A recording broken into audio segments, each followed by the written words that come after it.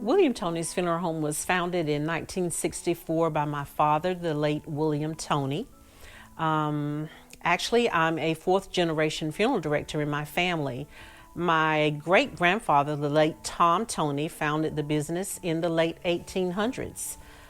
It was then my grandfather, Jack Toney, who built the first building. And my father, William Toney, built the current location in 1964 here in Spring Hope.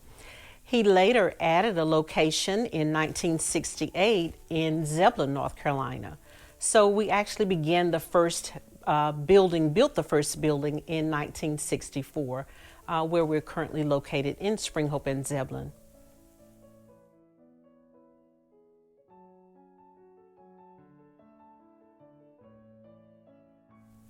My great grandfather, Tom Toney, he did not own a building. So he would go out to the family's houses when they would actually bathe the person and dress them and lay them out in bed for people to come by and view. They would cover the mirrors in the house, and he would build a box for a casket. He would actually dig the grave, and he had a horse and carriage that he would take the person to the cemetery on. He was known as a general merchant in town. He owned an ice house, and he was a funeral director. He cut wood, so he had a lot of things going. He was sort of an entrepreneur back in the day. And then my grandfather, who was Jinklin Toney, everyone knew him as Jack Toney, he actually built the first building. And so when my father came along, he aspired to get his license, become a licensed embalmer funeral director. So he went to Eccles School of Mortuary Science in Philadelphia. So he came back and he assisted my grandfather in the business as an embalmer funeral director. My grandfather died in 1962. And then my father took over the business. The location was a bit small, so he, after my grandfather died, built the business where we are located now.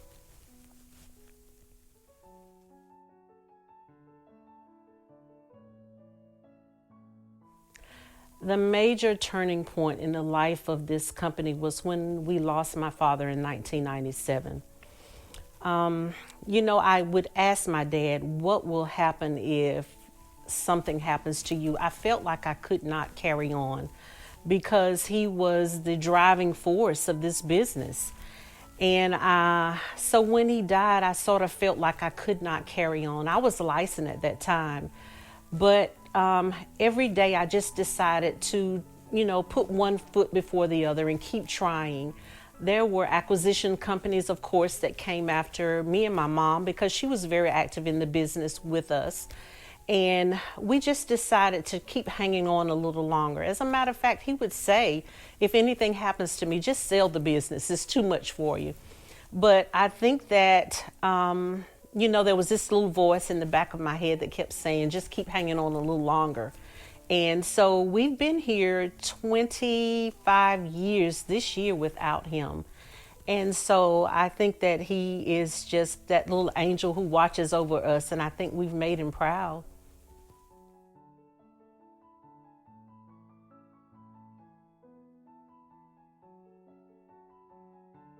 This company has been built on integrity, honesty.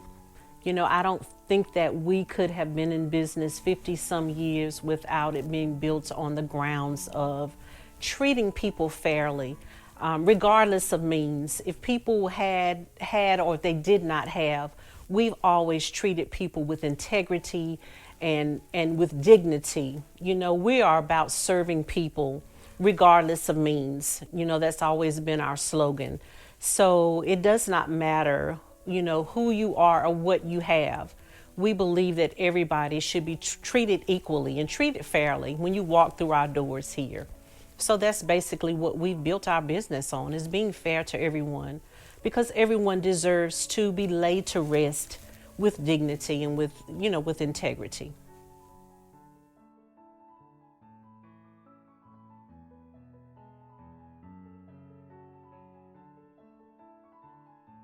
I guess my most memorable moment was when we celebrated our 50th anniversary in business.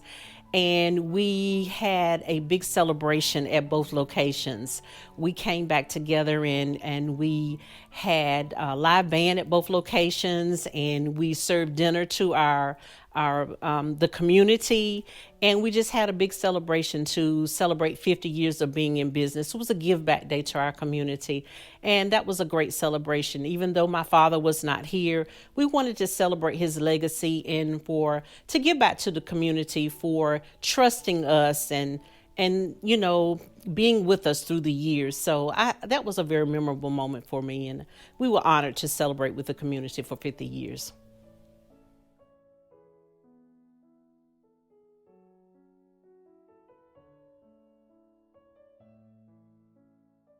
The greatest challenge, I think, has been in the last 2 years having to face the pandemic with COVID, having to do things differently, people not being able to attend funerals, not being able to properly say goodbye to their loved ones. Of course, we've had to do things virtually, which has been different for the community. Things have been different for us. Having to take our limos off of the road and not being able to fill our buildings to capacity as we normally do. So that's been different. That's the biggest change and the biggest challenge I think that I've ever had to face in my career. And it's been hard for people to understand and to, not be able to come to out of state to attend funerals when there were times that we could not only have but 25 people in attendance, and in our building, maybe 50 people in attendance, and I feel like they felt like they were missing out on the opportunity to say goodbye to their loved ones. So that's been a difficult time, and it's been difficult for everyone to get through this. But, we're praying that things will get better, but that has been challenging for all of us.